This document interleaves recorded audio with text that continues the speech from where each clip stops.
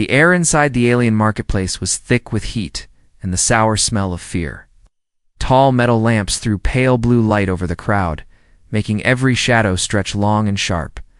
Voices rose and fell like waves bidders, shouting numbers. Merchants laughing, guards barking orders. And in the middle of it all, on a raised metal stage, stood a row of chained girls. They were not human. Each one was from a different alien race, some with delicate silver skin, others with small horns, some with eyes too bright to be natural.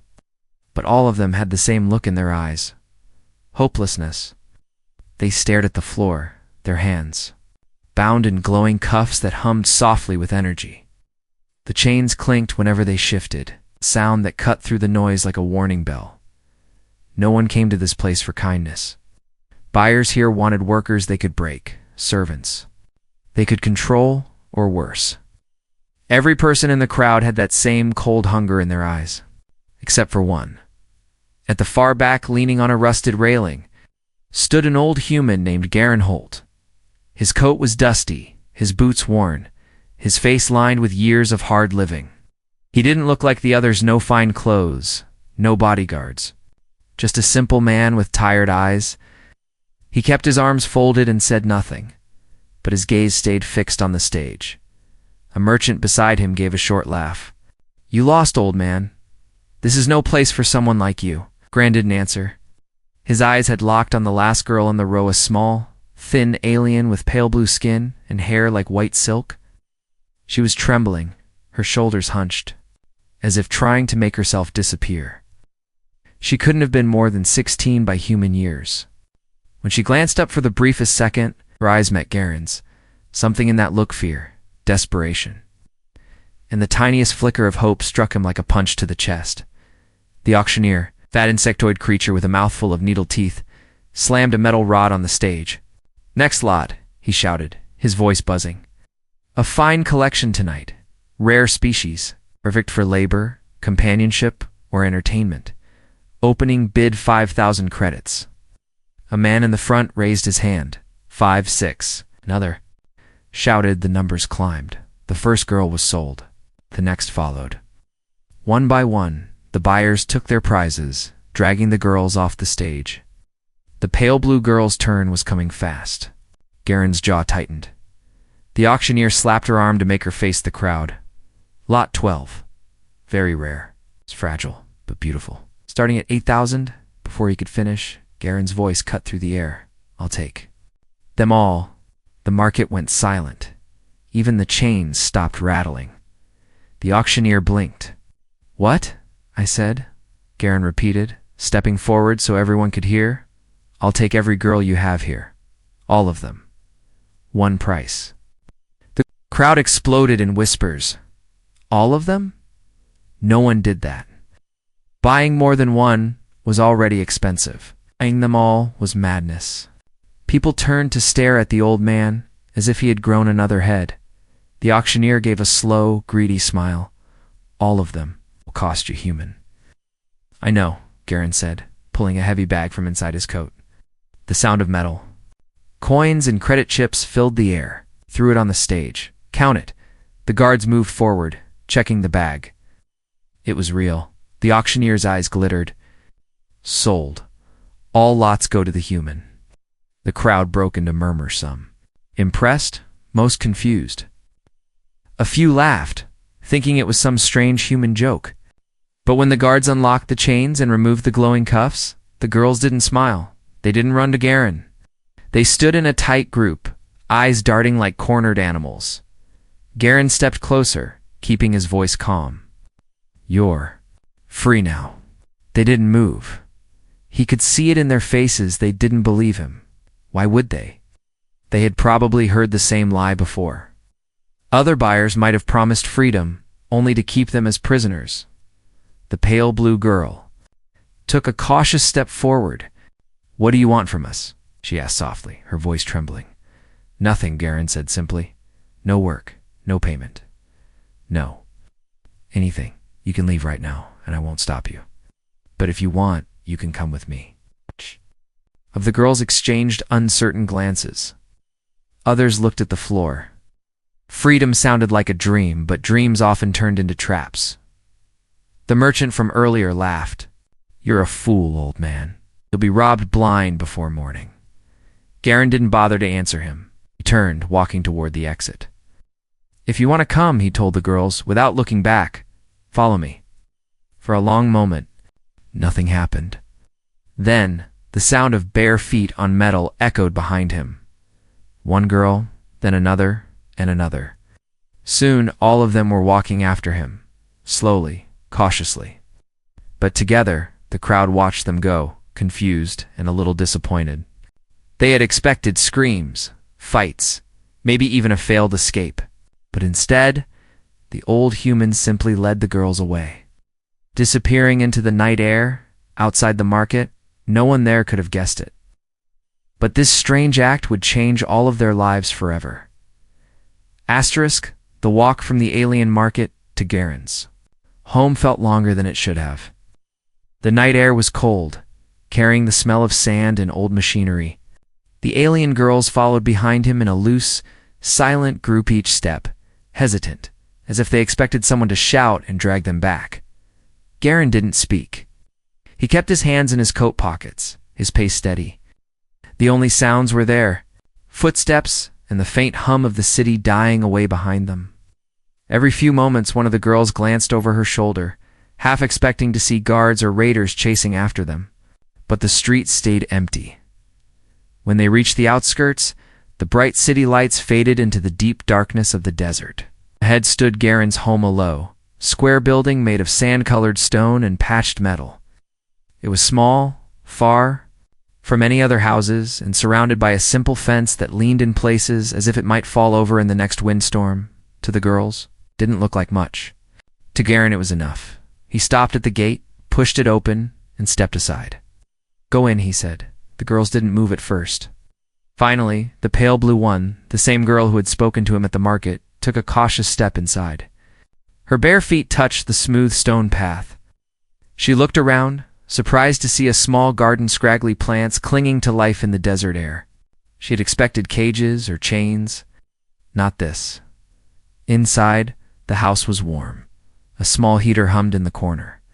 The air smelled faintly of cooked meat and tea. The girls paused in the doorway, confused. It was not the cold, empty warehouse they were used to after being purchased. Garen walked past them, set his old coat on a hook, and went into the kitchen. Without asking their names or demanding anything, he pulled a large pot from the stove and began ladling soup into bowls. "Eat," he said, placing the first bowl. "On the table, there's more." The girls exchanged uncertain glances. They had eaten before, of course, but never food given freely. No rules, no trade, no demand to earn it. The youngest, a small green-skinned girl with wide amber eyes, reached for a bowl. Her hands shook as if she expected someone to hit her, but no one did. She took a careful sip, her eyes widening. "It's good," she whispered, one by one. The others followed. Soon the sound of spoons tapping bowls filled the room. Some ate slowly, savoring each bite. Others ate quickly, like the food might vanish if they didn't finish fast enough. Garen didn't sit at the table. He leaned on the counter, arms crossed, watching them with a calm, unreadable face. Only when they were nearly done did he speak. Again, "You don't owe me anything," he said. "You're not my property. You can leave in the morning if you want." The room went still. The pale blue girl set her spoon down. "You bought us," she said slowly, as if testing his words. "Why?" Garen shrugged. "Because no one else in that place was going to give you a choice." The girls looked at each other. It was hard to believe. In their lives, choice was a word that belonged to others, never to them. After the meal, Garen showed them the sleeping area. It was just one large room with several thin mattresses laid out. The blankets were worn but clean. "It's all I've got," he said. "You'll be safe here." Still none of them lay down immediately. They stood in the middle of the room, shifting uneasily. They didn't know how to sleep without fear, Garen noticed. "The door locks from the inside," he told them.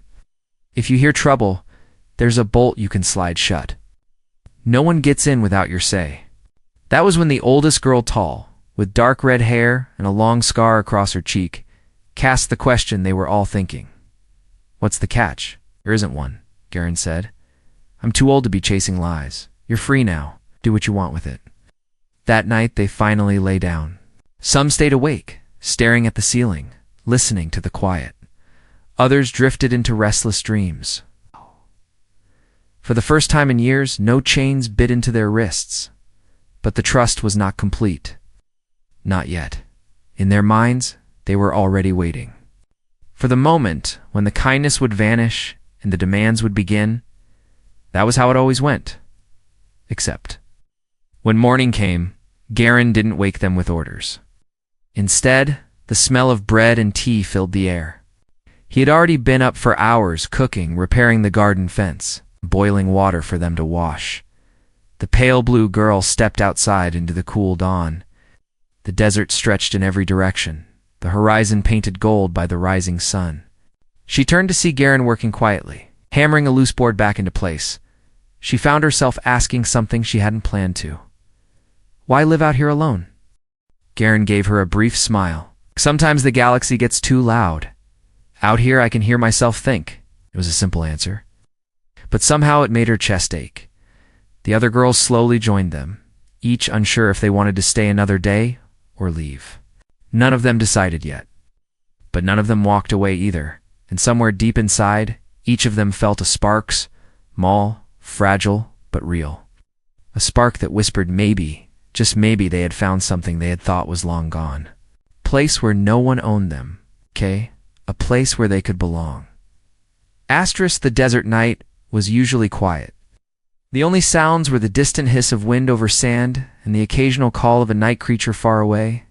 But on this night, the silence broke.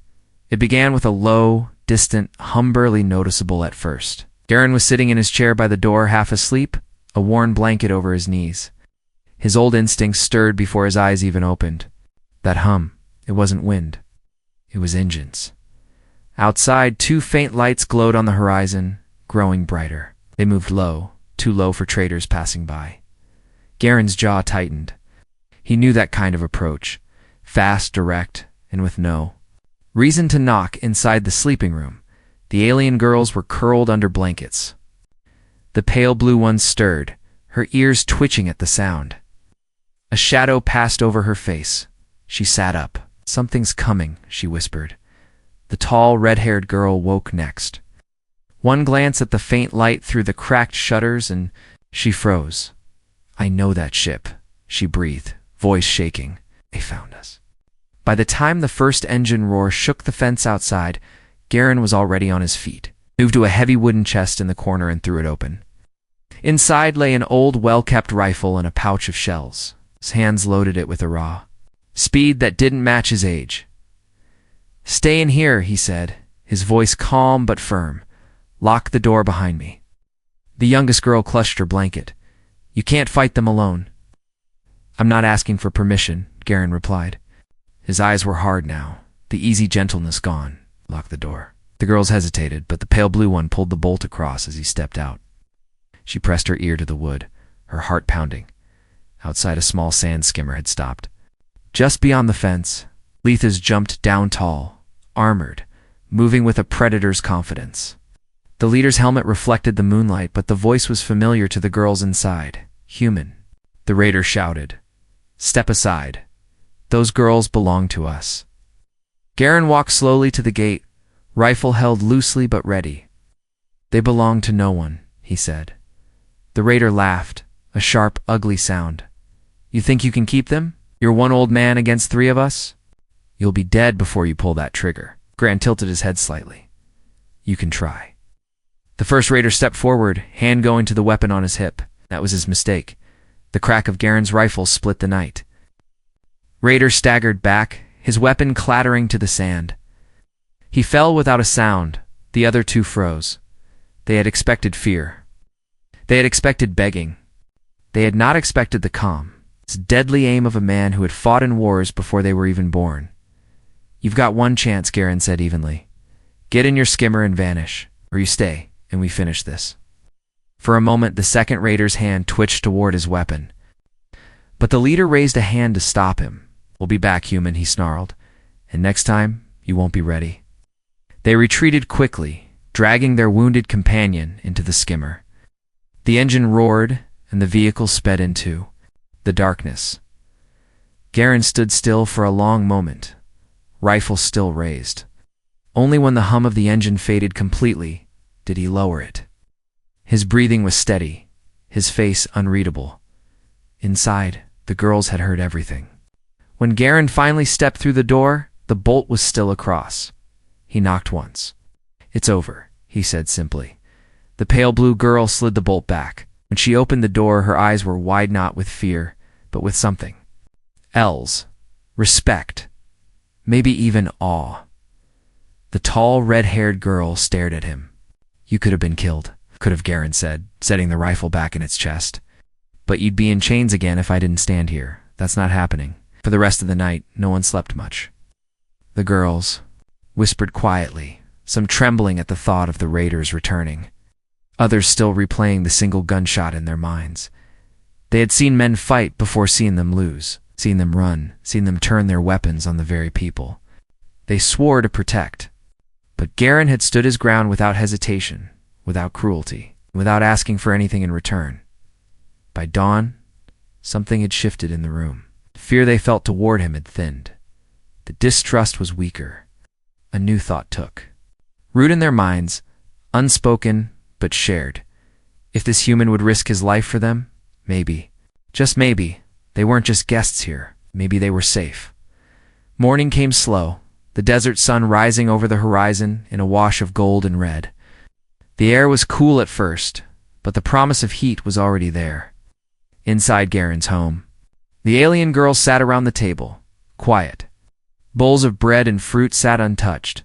They had spent the night replaying what had happened, the gunshot, the raiders' retreat, the old human standing like an unmovable wall. Ow. None of it made sense.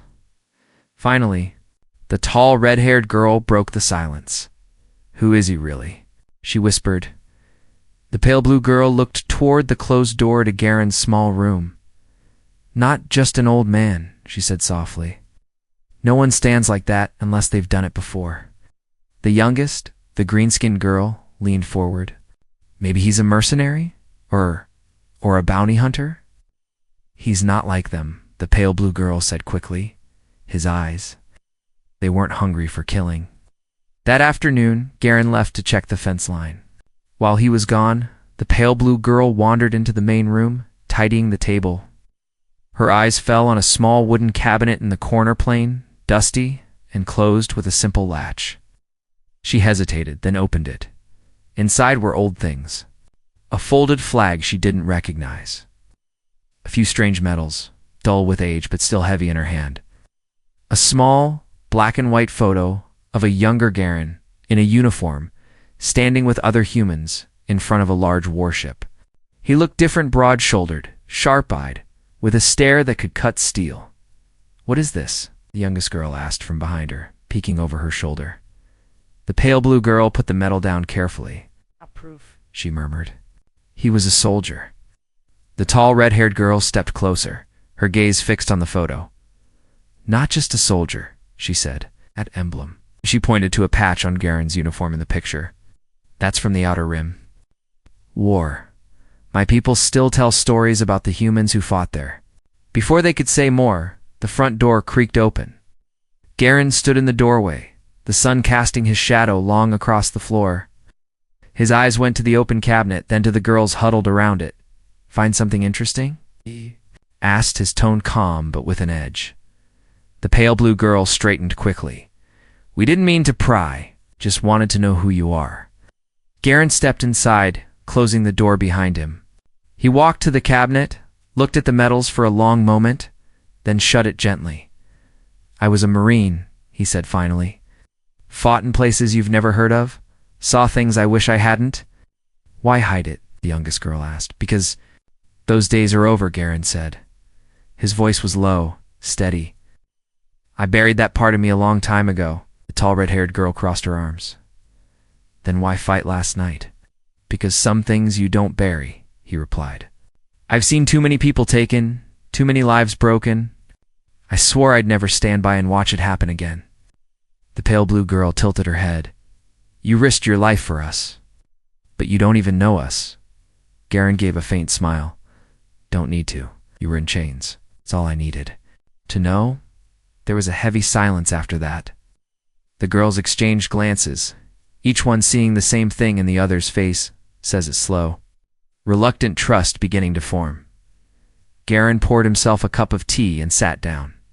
Those raiders won't give up. They'll be back, maybe with more. We'll have to decide. Stay here and fight with me, or take your chance out there. The youngest girl's voice was small. Out there is worse. Then learn to be safe in here, Garen said. And know that if you're under my roof, you're under my protection. The pale blue girl studied him for a long moment, then asked the question that had been in her heart since the market. Why? Us. You could have walked away. Garen looked into his tea, his voice softer now. Because a long time ago, I didn't, and I've been regretting it every day since. Number one spoke after that. But in their hearts, the girls began to see Garen not as a strange old human who had bought them, but as a man with shadows in his past and a fierce, unshakable promise in his present. That night, the cabinet stayed closed. Not because Garen told them to, but because they no longer needed to open it. They had learned enough. Somehow knowing his past made them feel even safer in his present.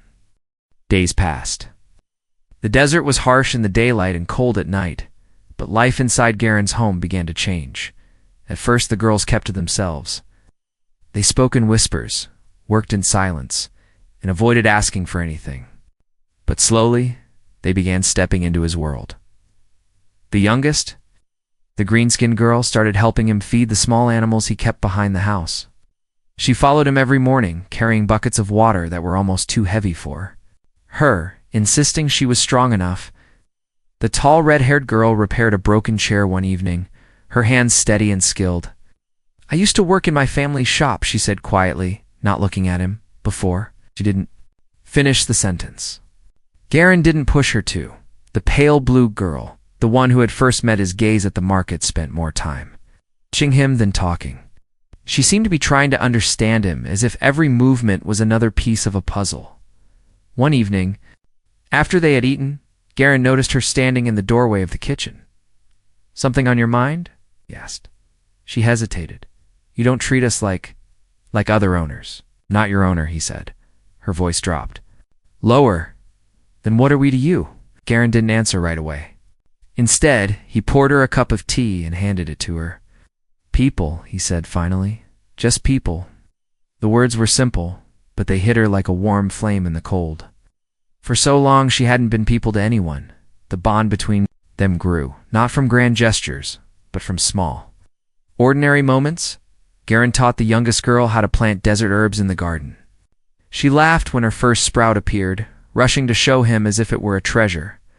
The tall, red-haired girl began cooking with him, sharing recipes from her homeworld's strange spices, glowing roots, bread that baked in seconds under heat. Stones. The pale blue girl followed him out to the edge of the desert one night to watch the stars.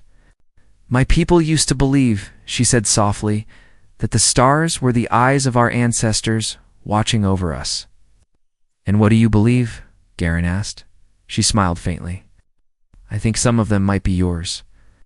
One afternoon, while cleaning the old shed behind the house, the girls found something unexpected on unfinished carving, half covered in dust. It was of a woman, human, smiling gently. When Garen saw it in their hands, he stopped in the doorway.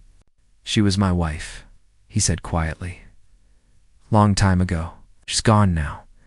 The room went still. No one knew what to say. Finally, the pale blue girl set the carving down carefully. She must have been lucky, she said.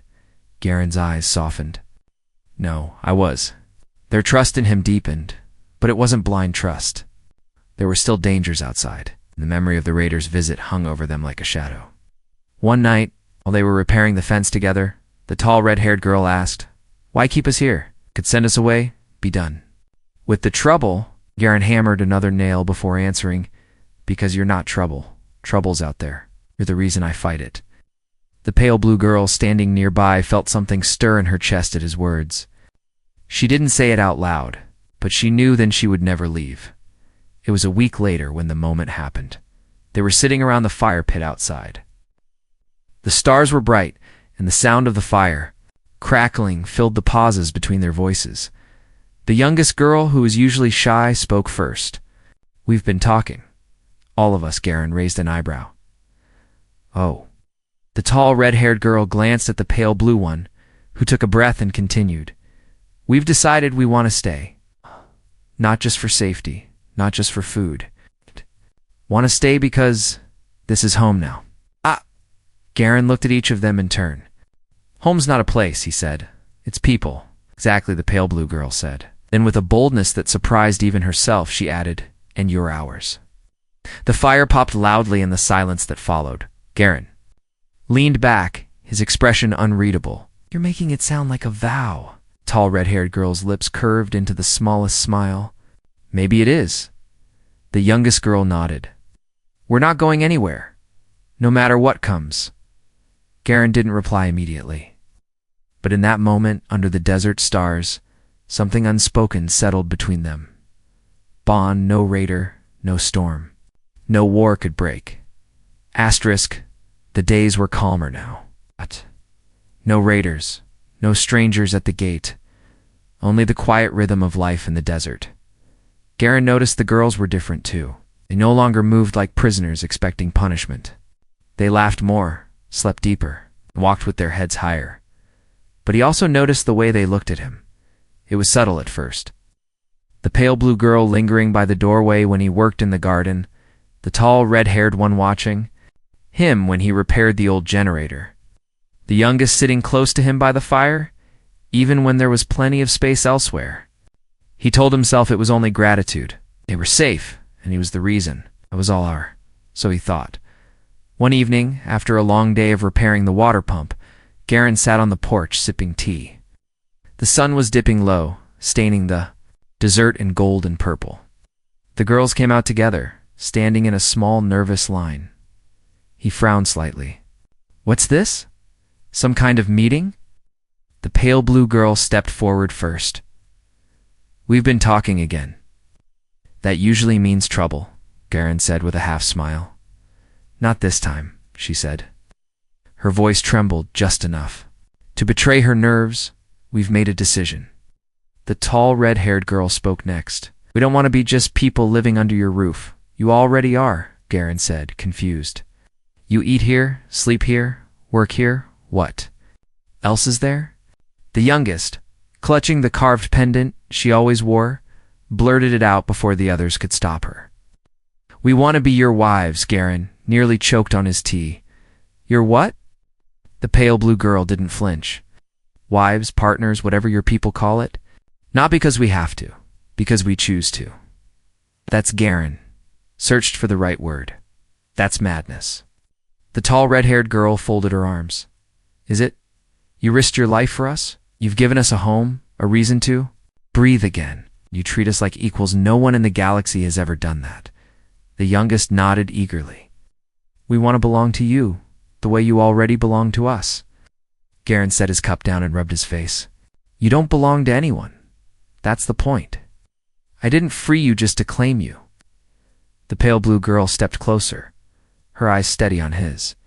"Maybe you don't understand. This isn't about being claimed. This is about choosing. Where our lives go next, and we choose you." He didn't answer right away. Instead, he stood and walked a few steps away, staring at the horizon. His thoughts were a storm. He had sworn off attachments after his wife died.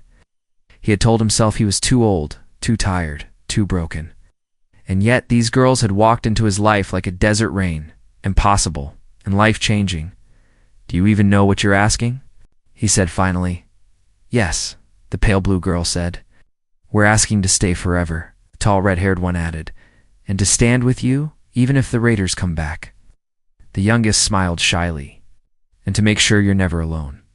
Again, the silence stretched between them, heavy but not uncomfortable. Garen turned to face them, his eyes softer now. "You're all still young. You could go anywhere, live 100 different lives." And yet, the pale blue girl, said, "We're here." He looked at each of them in turn. The tall red-haired girl, fierce but gentle. The youngest, bright-eyed and stubborn. And the pale blue one, who had been the first to trust him. Finally, he let out a slow breath.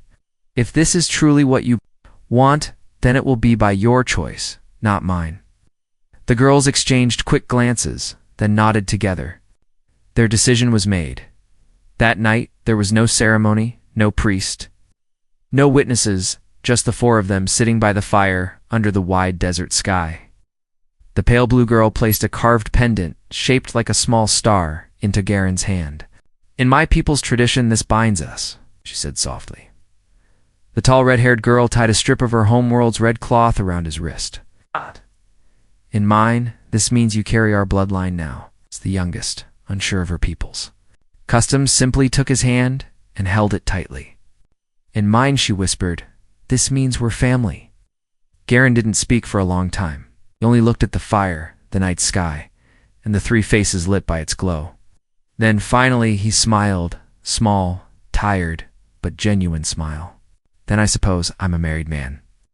What they didn't know was that far beyond the desert, the raiders hadn't forgotten. And in the darkness, plans were being made to take back what they believed was theirs. But for now, in the warm light of the fire, Garen and his new family didn't think about the danger. For the first time in years, none of them felt alone. The days after the quiet marriage felt different. The air in Garen's home was warmer, not just from the desert sun, but from the way the girls moved and spoke now. They no longer acted like guests in someone else's house. They teased him at breakfast, argued over chores, and sometimes just sat near him without saying a word. But safety was fragile in the desert.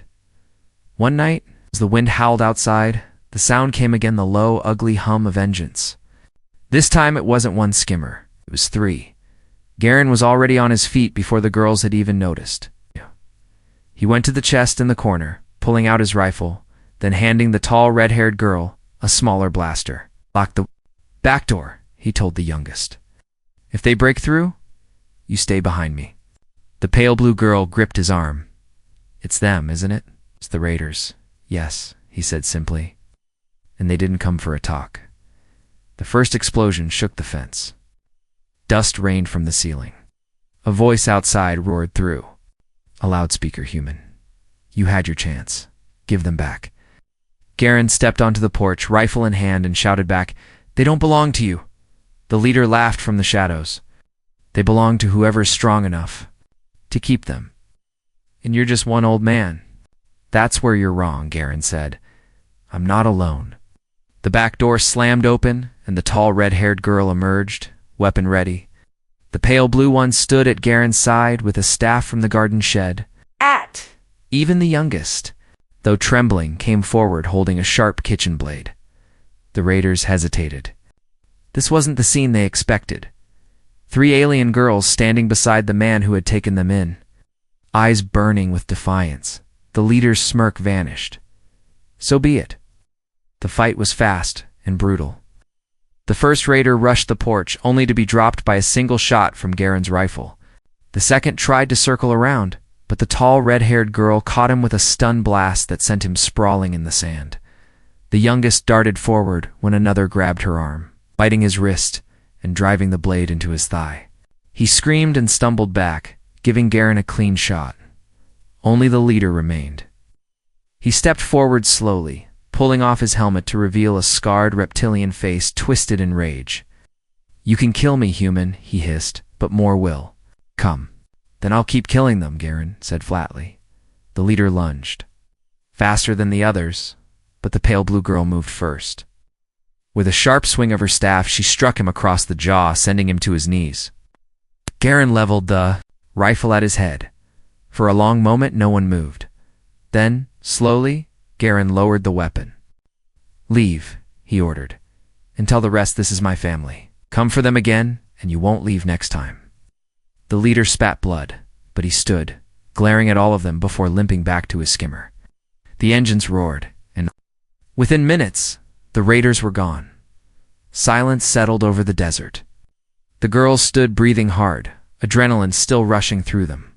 Garen turned to face them, his voice softer now. "You all right?" The youngest smiled shakily. "Better than them." The tall, red-haired girl glanced at the pale blue one. "We fought well. Together." The pale blue girl met Garen's eyes. "You weren't alone tonight, and you never will be again." That night, they sat by the fire, the flames flickering over their faces. Garen looked at them, 3 lives he had never planned to protect, much less keep. Yet here they were, safe and free. Because he had walked into an auction and made one impossible choice. He realized something then. He hadn't just saved them. They had saved him, too, pulled him out of the quiet, empty place he had been living in since his wife died. Now, he wasn't just an old soldier hiding from the galaxy. He was a husband, a protector, a part of something worth fighting for. The pale blue girl leaned her head on his shoulder. "You know," she murmured, "my people would call this a bond beyond worlds." "What does that mean?" Garen asked. "That no matter where we go, your world, mine, anywhere, this is home." Garen smiled faintly, staring into the fire. "Then I guess I've got a home again, too." Far out in the desert, the raiders nursed their wounds and plotted revenge. But for now, under the wide, endless stars, an old human and 3 alien women sat together, knowing that whatever came next, they would face it side by side, because love like theirs didn't care about species, distance, or danger. It was truly a bond beyond worlds.